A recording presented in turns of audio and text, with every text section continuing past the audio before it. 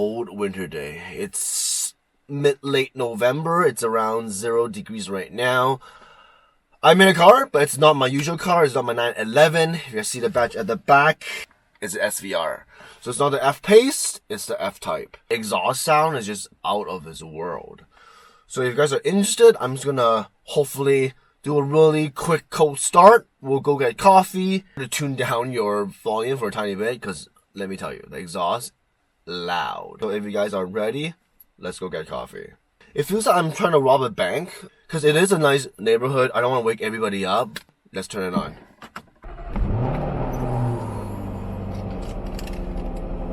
Forgive me, I have to. Okay, let's get out of here before my neighbors call the cops. So I haven't driven an F-Type for a while. Like since I first test drove it back in like 4 years ago. And at that time, it wowed me. That year was, this year is, like back then it was all-wheel drive, but back then the Type R wasn't an all-wheel drive yet, because I don't think it came out. But this is an all-wheel drive, and although it's a colder day today, it's got sport tires on, there is still good grip, right? So I'm on a straight road, kind of. I'm just gonna give it.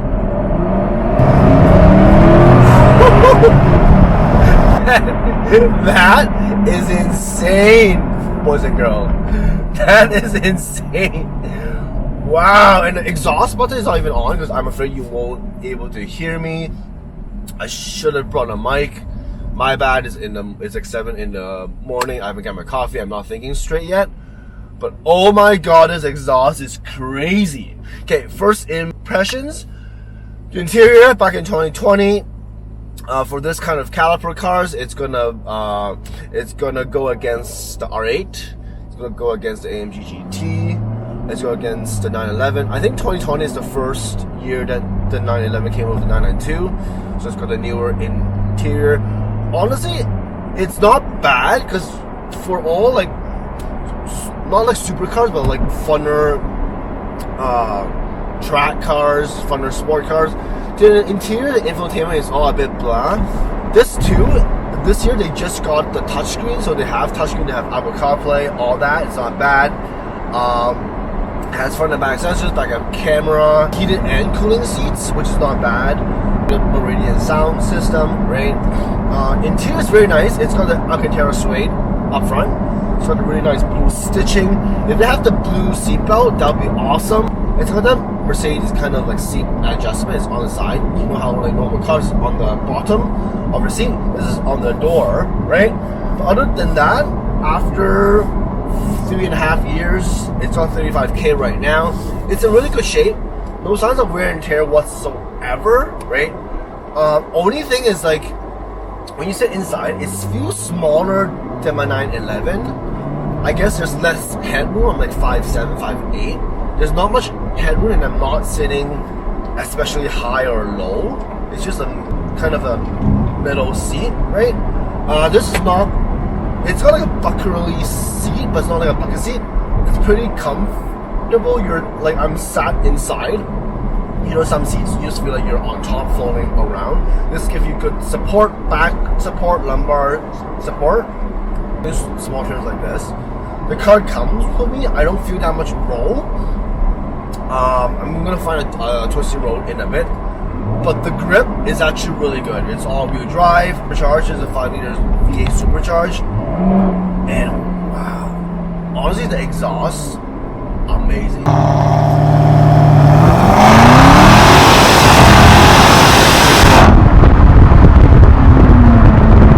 Was that launch epic or what? My adrenaline is so high right now. This is crazy.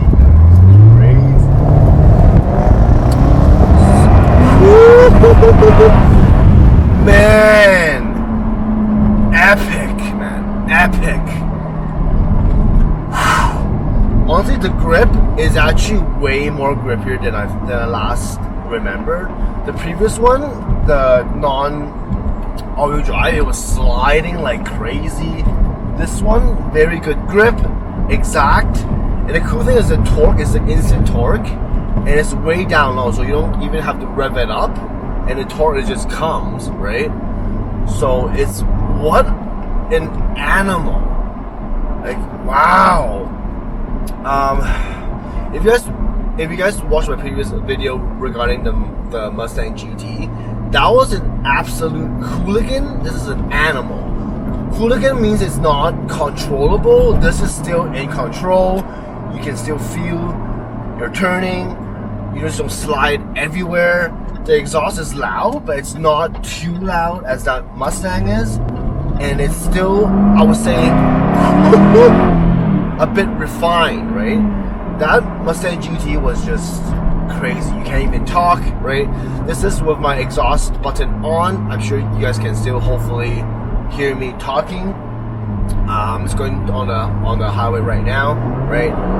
But wow, like this one, it revs up to 65. So this car, it revs up to 6,500 RPM.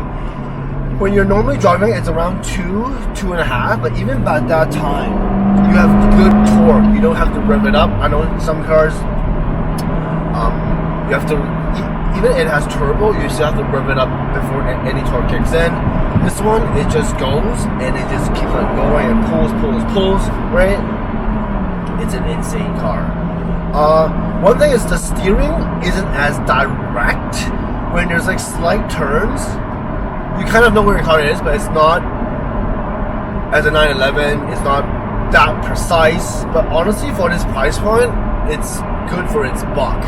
This one I did some research, back then brand new, 2020, started around 120.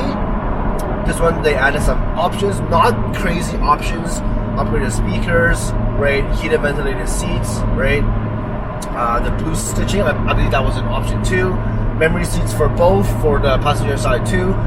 This one I believe was around 135 plus tax. Right now we're retailing for 105. Even a 3-year spread, normal, like slightly lower K, just like 35K, so about 11, 12K per year. It still holds its value pretty good. Like it's still at that, like it lost around the 20-25% mark, not even, which is pretty good. Of course, RA 911 holds its value a bit better.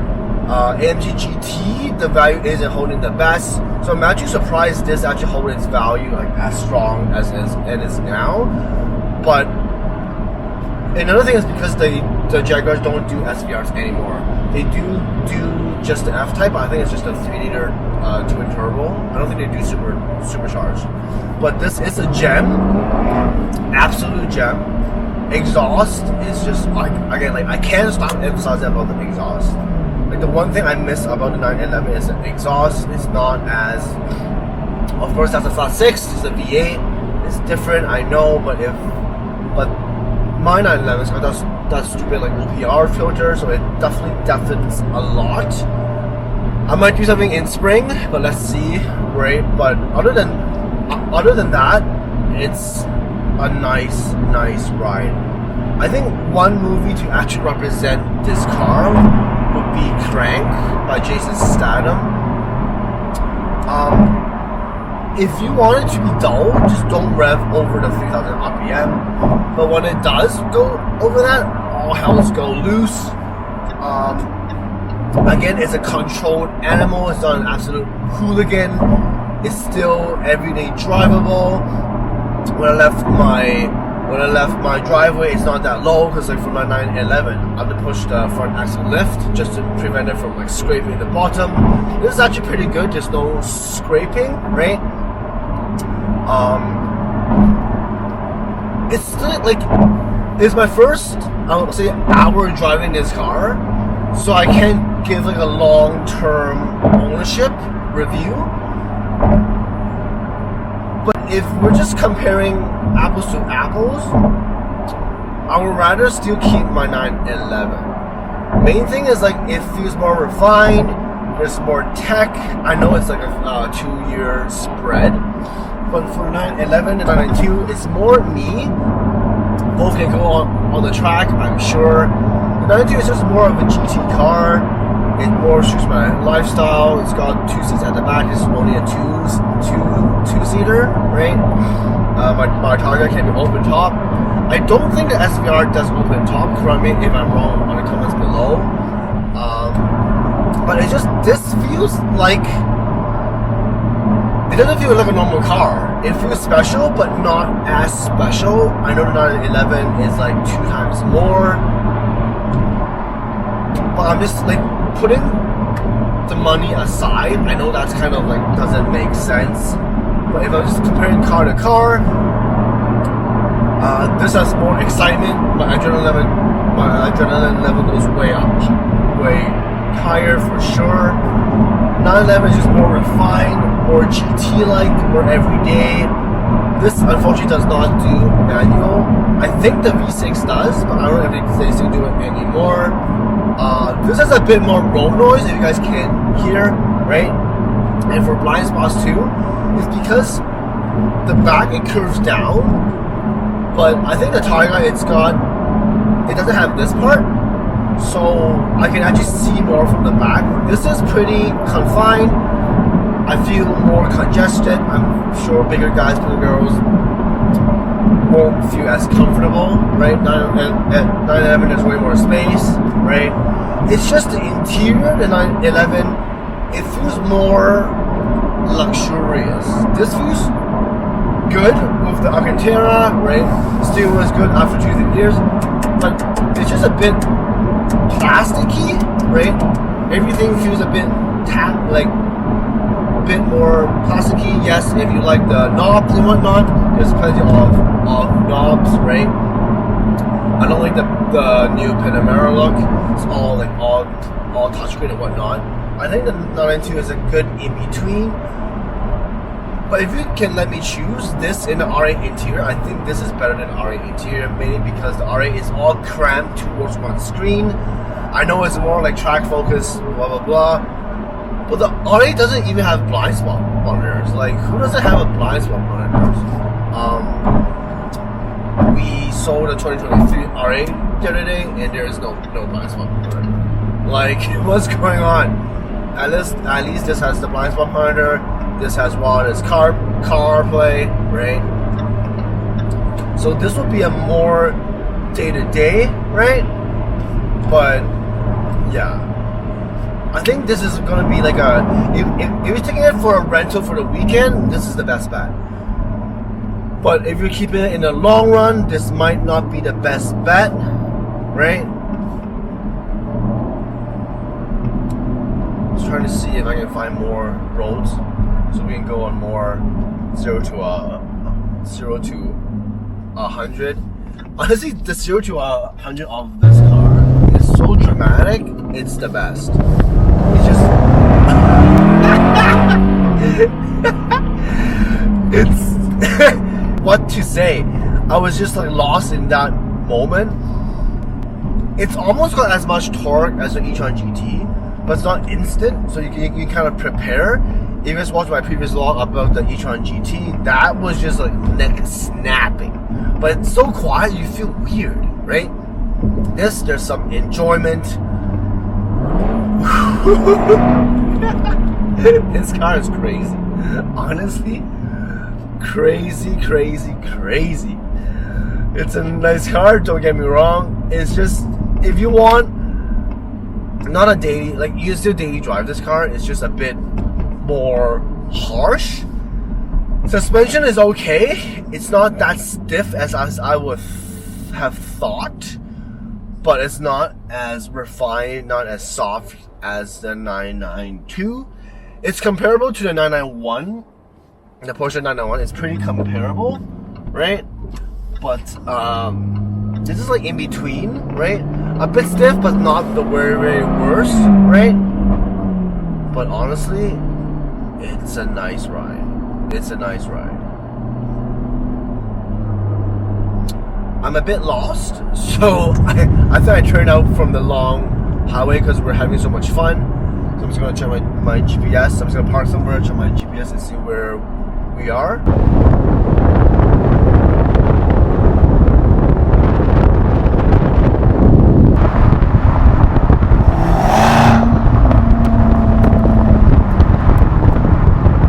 I just got my coffee, guys.